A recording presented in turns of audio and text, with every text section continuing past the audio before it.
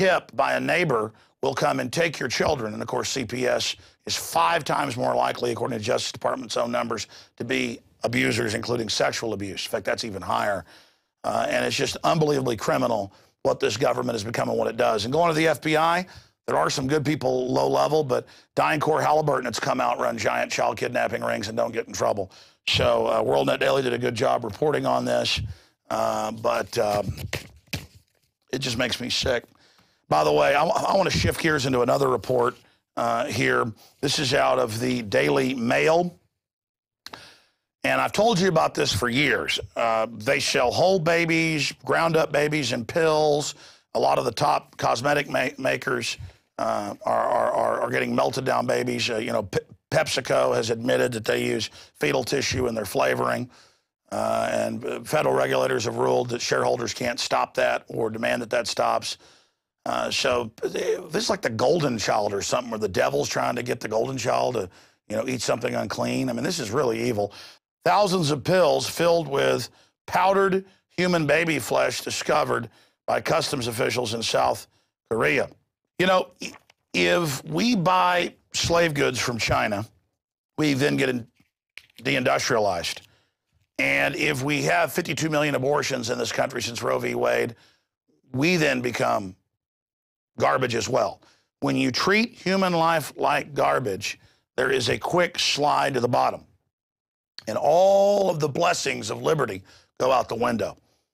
We are a rotten, decadent society, and the corrupt are feeding off those of us that still produce and still work hard. But undoubtedly, this society is going to go through some very tumultuous times in a series of collapses before people finally get their morality back. But it's going to take desperate self-preservation for people to understand that every ancient society went through these decadent cycles, and that's why morals were then brought in and promoted. And then the country or the nation state becomes incredibly profitable and powerful again, and then people become decadent slobs, and the cycle continues. The next article is from INFOWARS.com. Romney operatives caught handing out fake ballots in Nevada and Maine. Attempts to divide and disrupt official Ron Paul delegate slates. Romney sends in lawyer that stole election for Bush in 2000. So there is all sorts of chicanery going on, and the media is going to spin this that Ron Paul's trying to steal with the delegates the popular vote. Listen, Ron Paul won Iowa. That's now been admitted. He won Maine. That's been admitted. They've basically admitted he won Nevada and other areas. They stole the early states so they could say he wasn't a front runner and have shoved Romney in there. So I think it's great that Ron Paul is going to disrupt the convention and go in there and try to inject some sanity. But we've got the video in the article. It's pretty amazing to watch the footage of all of this. Now, we've warned you about this over and over again. So right now, I want to go to a clip of candidate Obama 4 years ago saying to the San Francisco Chronicle on video, we're going to bankrupt coal. Now, remember, that's all cute when you're trending and stuff until you realize that that's 51% of our power. And when you understand China builds 3 a week, we don't get 3 new ones a year. And then you understand that General Electric and others are exempt from the rules because they wrote the new regulations. Congress said we're not going to pass a law. You can't do this. Obama said, I don't care. I'll launch wars if I want, and I'll shut down power plants. They've told us we're going to have a 80% increase stepped up over the next 2 years of our power bills in Austin. And they said it's for the earth. No, it's for the bankers. It's just a corporate tax. There's more than one way to tax you. These bankers, these globalists get your money directly through government scams. And here's the headline: sky-high electric bills, courtesy of Obama's EPA war on coal, and it has already begun. Here's a quote: under my plan on cap-and-trade system, electricity rates would necessarily skyrocket, candidate Barack Obama. Here's another one of his quotes from the San Francisco Chronicle. So if somebody wants to build a coal power plant, they can. It's just that it will bankrupt them because they are going to be charged a huge sum for all that greenhouse gas they are emitting. Oh, really? Carbon dioxide? Nothing comes out of the new plants but carbon dioxide and water vapor. They're not worried about Fukushima still melting down or GMO. No, no, no. Let's just shut down the power plants. Let's just shut down America. That's the globalist plan. Here's the clip. Obama hit struggling Americans with energy rate hikes. Following Barack Obama's vow to bankrupt the coal power industry, Americans are set to be hit with a wave of utility bill hikes as draconian EPA regulations drive up the cost of energy. So if somebody wants to build a coal power plant, they can. It's just that it will bankrupt them because they're going to be charged a huge sum for all that greenhouse gas that's being emitted. The Obama administration's crusade against coal-fired power plants, which was launched on the back of discredited junk science about hyped global warming threats, has little to do with improving the environment and everything to do with lowering living standards by creating artificial scarcity. The EPA has now listed as harmful carbon dioxide that is part of the life cycle of the planet.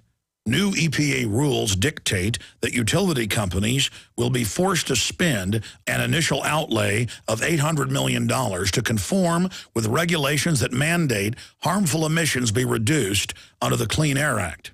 And yet power plants supplied by General Electric, one of Barack Obama's biggest campaign contributors, have received an EPA waiver and will not be subject to the new regulations.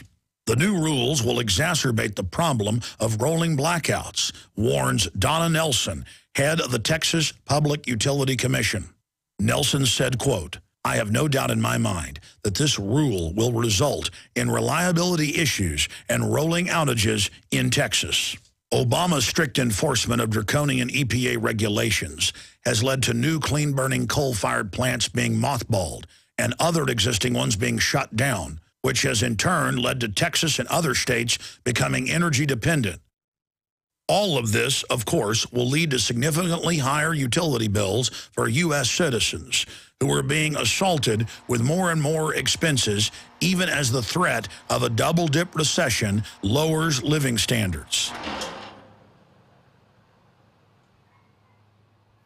And that's a report we did, 8 months ago when we were first launching INFOWARS Nightly News. And now we see the continued effects. And a lot of people are like, hey, it's for the earth to make General Electric more money and massively increase power prices. And it's for the earth to ship with tens of billions of your taxpayer money. You paid to ship most of the manufacturing facilities and the new factories they were going to build here for General Motors overseas, Eastern Europe, China, Brazil, and Mexico. How do you like that?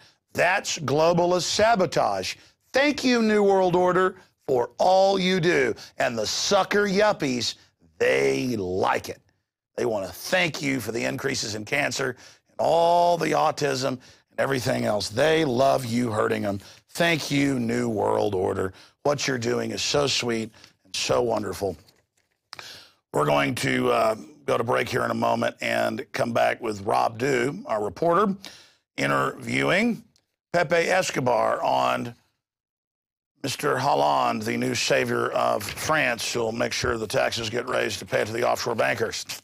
So that is coming up. But I thought I'd give you a quote by another extremist, Mahatma Gandhi.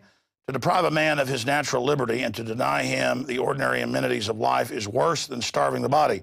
It is starvation of the soul, the dweller in the body. That's why the dungeon keeper globalist, everywhere they go, love abusing children, having giant prisons packed with people, solitary confinement, torture, and then factories. Those prisons are factories to release people that have been turned into criminals. But it's more importantly about carrying out that evil, enjoying that torture, that satisfaction that dark and wicked people get, that endless energy they have to commit crimes against humanity. And that's what we stand against. A great storm is coming. If you think the stuff you've seen is bad, it's just the forefront of it. The real center of it has not even gotten to us yet. The true maelstrom or squall. And we are facing a dark age. I mean, the language is imploding. The culture is in deep trouble, as you can see everywhere. Degeneracy of every type is just expanding rapidly. Facebook is pushing sites that have been complained about for years, you know, just pushing vile stuff. And it just shows the globalists are force-feeding us cultural death, so we'll stand down and go into this horrible social engineering. And again, I've developed the research that had already been done by other historians and anthropologists, but integrated it. You have inbred elites who inbreed and become psychopathic and sadistic, which is some of the byproducts of interbreeding. And then you add in the formation the across-the-board syphilitic nature of worldwide elites in the last 300 years. I mean, syphilis was in almost every elite family, in almost every male, and most of the females. And you literally have psychopaths with syphilitic brains developing the New World Order strategy set up in Europe 160 years ago, centered in London. And now you understand why this is so insane and so crazy. Syphilitic inbred brains came up with this and bought the best and brightest scientific minds to implement the plan. So basically what we're seeing implemented is a nightmare of inbred syphilitic individuals. And that's why it's so off the charts. And non-inbred, non-psychopathic or sadistic people are blind to it.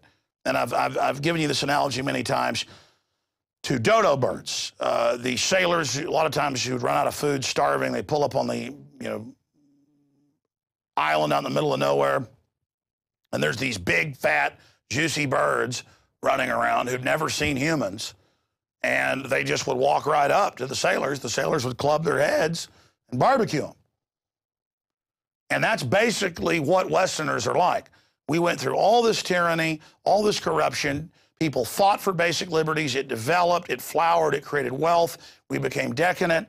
And now, they're like, yeah, we're building camps for you. We're going to torture you and force labor you, slave labor. That's freedom. And yeah, we're watching you. And yeah, we're setting up checkpoints on the highways. And, oh, Alex, you think you won't fly to get away from TSA? They've announced they're in Dallas, Houston, San Antonio. They're coming here. And they're like, we're going to set up checkpoints. And if you go to a public event where you drive down the highway, we're going to pull you over. We're going to search your vehicle. And we're going to touch you. This is a sacrament to us. We're going to show you we rule. We're in control. And it's just old-fashioned. We're getting in your space. It's happening. And that's getting you ready to be arrested and put in the trucks. And they now admit that. And they'll do that after they blow up some stuff and pose as saviors. And, I mean, that's down the road. They want to roll the camps out first as for the homeless people in the Depression, as we said they would. The Emergency Centers Establishment Act breaks that down. But all of you that think you're serving